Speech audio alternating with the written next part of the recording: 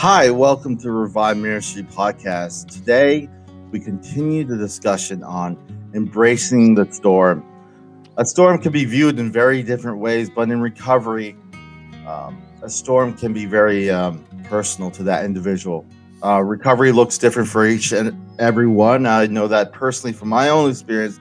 And today we have a guest named Richard joining us for the first time to share with us some insight with us today. I want to thank him for being willing to be a part of this discussion. You know, embracing a storm does not sound like what we want to do normally, but when we think about our lives, the one constant is change.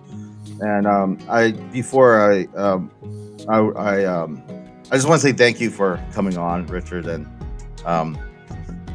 spending your time with us today. Well, thank you, Robert. It's my pleasure to be here, and I want to thank you for the opportunity to speak to you about the issue of adolescent substance abuse and share some information. So I really appreciate your willingness to have me on the program. Thank you so much. No problem. You know, addiction is devastating. From my own personal experience, everyone's connected to it. The individual is affected, and it sometimes, unfortunately, manifests at a very young age. And before we begin, I want to give a disclaimer for those watching, those who are listening. If you are in crisis, please seek appropriate professional help immediately. But in the U.S., the National Suicide Prevention Lifeline is 1-800-273-8255. I encourage everyone who, wherever you're at, whether around the world, find what resources you do have and seek them out. You know, they could be very helpful, at least from what I found. Richard, I start each episode with a quote. I'm a big quote guy, so I'm sorry about that, but because I always say that someone says it better than myself. I'm a very outspoken, but I don't put words together as well as others. But I want you to listen to this quote. How does it read to you personally, and what lessons can we learn from this quote and the context? And here it goes. Courage doesn't always roar. Sometimes courage is a quiet voice at the end of the day saying, "I will try again tomorrow." Mary Ann Ratchmasher. I want to hear your insight first, and I'll kind of share what I thought of this quote when I heard it. Well, I think that quote speaks to me in terms of listening to that inner voice that we sometimes hear, that whispers sort of in our background, that quiet voice. And I think the lesson from that is to have faith, try to hold on and be optimistic in light of the storm that sometimes engulfs us in our lives, and just try to hold on, recognizing that most storms come and go, like the freezing storm that we had here in Houston over the last week, which paralyzed the entire state. That now has passed. So I think the message is have faith, try to be optimistic, know that things are likely to change, and hold on to that hope that you can have, and try to move forward. As a NAMI facilitator, one of our last principles of support is we never give up hope. That's what we say as a group, because it's fundamental. And what I like about this quote is just sometimes courage always seems like that big roar. It isn't. Sometimes it's just saying, "I'll try again tomorrow." Yes. That's all it is. So, Richard, I know you told me that you 2 decades of experience working with adults and adolescents diagnosed with mental illness or substance abuse or substance use disorder. When it comes to like to storms in recovery, what have you seen that worked, and what have you seen that has not worked from your own experience? Well, what doesn't work is ignoring the issue. What doesn't work is thinking that it's not there. Ignoring the warning signs, not taking action as early as possible. For many parents that I've worked with, they were really caught off guard when they discovered that their child was using a substance like alcohol or marijuana. After I would describe their child's history of using a substance, they would look at me and many times they would say something like, "I had no idea this was going on."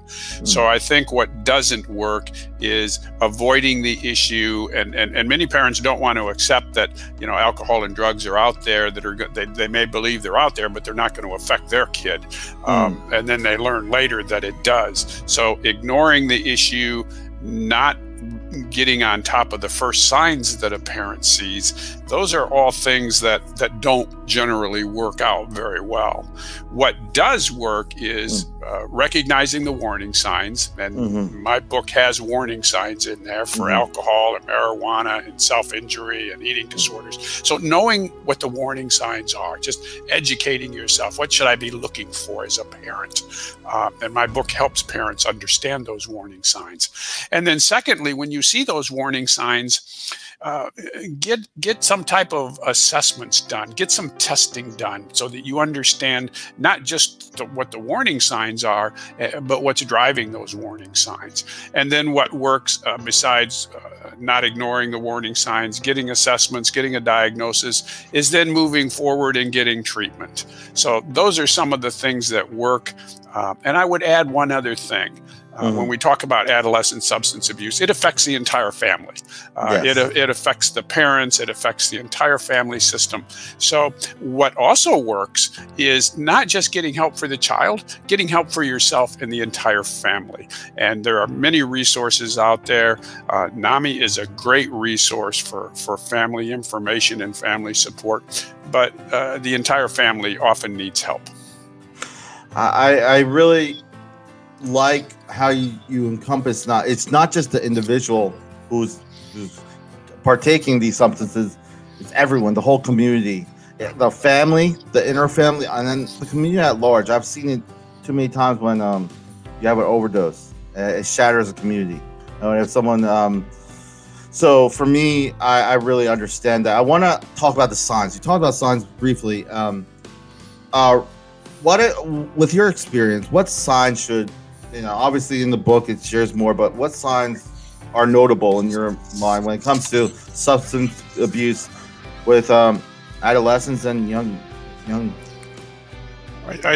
You're right. The book goes into some detail. It's not a very long book. It only runs about 100 pages, and I intentionally kept it that way so that parents wouldn't be overwhelmed with information, but get the basics. And it lists warning signs for alcohol, warning signs for marijuana, warning signs for eating disorders and self-injury and so on. But as a general rule, what I advise parents is pay attention to changes that you see in your child. Pay attention to any changes that you see. These might be physical changes. They might be changes in attitude. They might be changes in school performance. They might be changes in activities like sports. When you see these changes develop in your child, don't just assume that these changes are normal adolescent development changes. They may very well be, but they may also be an indication that there's something else going on with your child. So as a general rule, pay attention to the changes that you see. And the more of these changes you see, the more likely there's an underlying issue going on that you need to be aware of. So don't ignore those changes. Yeah, I a lot of times, for me doing groups, doing facilitating, I don't really look at the words they say. I look at the reasons why. There's a lot of context in the individual, and especially when it comes to changes, especially the ones we love. It could be something so subtle. I used to love music. I don't sing anymore. I used to play guitar. I don't play anymore. I'm withdrawn. These kind of things I've seen personally that are signs that something's awry. It's not about them not just liking music. It's something else. Well, what you said was so important when you talked about, I just don't listen to their words. That is so important, because I advise parents and even adults to go beyond the words, to listen to more than just the words, to listen to the feelings behind the words. And often we're very good at listening to people's words when they talk to us. We're not so good at listening to the feelings behind the words. Yes. And feelings are one of those things, especially, being a peer, that you become through your recovery, you realize that they're good, and they're good indicators, but they're not good to be led by. That's when you're growing, I have a feeling that I feel bad. Doesn't mean that's where the impulsivity, and that's sometimes with substance use, kind of you're impaired in that way, because your impulses comes a little bit higher rate. You wrote the book, The Addicted Child, and we've been talking about it, and I just want to kind of ask, lament on it. What brought you to write this book? Obviously 100 pages, but I like that you brought it tight, because there's a lot of information. It's sensitive, it's heavy information, but you took out the fluff. You made it poignant, that's digestible. And what prompted you? Well, what prompted me was I worked for over a decade at Menninger Clinic in Houston, Texas, which is a psychiatric hospital. And I worked with a lot of adolescents and their families over those years. And I began to understand that there is a need for parents to have a resource that would help them understand the basics of adolescent substance abuse. And by the basics, I mean, what drugs are out there? What drugs should parents be aware of? How do these drugs work in your child's brain? What's the neuroscience in a non-complicated way? What's the neuroscience of how these drugs affect your child's brain? What are the warning signs that you should know about? And what are the assessments and tests that you should get that are so crucial to getting a comprehensive understanding of what's going on with your child? So I put all of that into a relatively short book, runs a little over 100 pages, but it is not loaded down with a lot of heavy technical scientific jargon. I wrote a book that I wish I would have had when I was raising my son, and a book that I would hope that parents can read fairly quickly, walk away thinking, I know this better now than I did before. And if they don't need it themselves, having it for a resource for other family members and other friends that they know may be struggling with this issue. It's I was just doing a vlog recording for Mental Health Awareness Month, and one of the things that when I was lamenting in my own recovery was the facts are important. The signs are important, all that's important, but what makes it more important are the people. That's why I like, you got to get it to the point where it's not just that person or this person. It could be your own child, it could be someone close to you, your family member. That's why it's important, because it's the people and the faces behind them, the families attached to them. Like we said, it's a ripple effect. If something happens to that individual, no matter if you could say he should have, she should have, he could have, only if, but that doesn't help the person who's grieving of a loss of a family member or a daughter or a son or grandson. So I think it's very important, and when we talk about it, is to kind of have that balance of digestible information, but also make it real, that you understand that it's important, because the individuals that are caught up, the people who are struggling today with addiction, substance use disorders, whether you're young, old, and I appreciate your how you presented just your book, and how you made it digestible, made it real, made it not heavy, but also useful, very useful for parents, especially nowadays. I also wrote a companion workbook for parents that goes along with the book, because I recognize that it isn't just the child that needs to be talked about here. It's also the parents and other family members who are affected by the child's substance use. So I wrote a companion parent workbook that helps them work through a lot of issues that they're facing and give them some resources that they can use. And there's tips in the book on how to handle anxiety, what exercises will help a person with anxiety, for example, and an opportunity to talk about how to improve communication skills with your child, and then just some exercises to work through all of these emotions that parents have when confronted with a child who's using a substance abuse. So I recognized that the parents and other family members were involved in this process and needed some help and some resources as well. So that's the purpose of the parent workbook. I really like that. That kind of leads into the last quote that I'm going to ask you to kind of. It's from Anthony Lacone. It says, "Everyone needs a house to live in, but supportive family is what builds a home." And that is so true. That is so true, because nobody goes through this journey alone. Behaviors, substance abuse, it may affect an individual, but it also affects an entire family system. And everybody is affected and everybody is involved. And in most cases, everybody needs support and help and treatment. Yeah. One of my good friends, she was a social worker up in Rikers Island in New York. And she said that she worked with the homeless community, and one of the guys, 20 years being homeless, he asked her, what was the hardest thing being homeless? She named everything, going through social work. And he's like, no, loneliness. Yeah. So like our connection really does matter more than we like to admit. And that kind of stems into this last kind of train of thought before we wrap things up. With the uncertainty looming the world with a pandemic and everything, what advice would you give those families struggling with loved ones in addiction right now? This is uniquely challenging. Like right now, people are not going to school, people are stuck, and that's not always a good thing. So this pandemic is affecting adults, it's affecting families, it's affecting children, and we're just now starting to scratch the surface to see the mental health effects that this pandemic is having.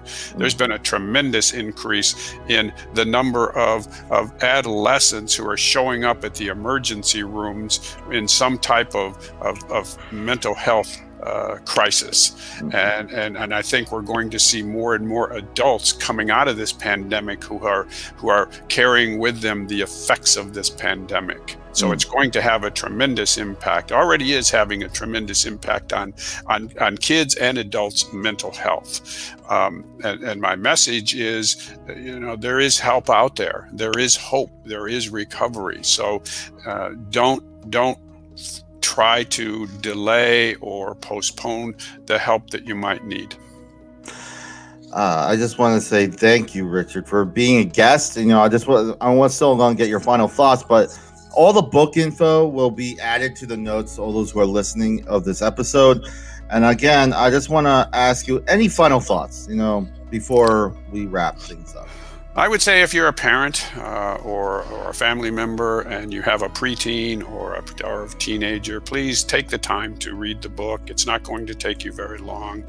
Learn the information that's in there, the warning signs, what to do if you're confronted with this. And remember that as difficult as this is, struggling with a child who has substance abuse, there is hope out there. There is recovery. Recovery is possible, and you don't have to be alone in this process. My book is a beginning stage to help give you information, but beyond that, there are people and resources in the community that are there available to help you and your family. I just want to say thank you again, Richard, for taking your time to share with us. I want to share with those who are watching right now that if you want to know anything more about what Revive Ministries is doing, you can go to the website, and there's a lot of exciting things that's coming up. And ReviveMinistriesFL.com. Like I said, all the notes for the books and all the information that we talked about will be in the notes. I'm going to leave you with this last quote. It's from Leo Tolstoy and Karina. It says, all happy families are alike. Each unhappy family is unhappy in its own way.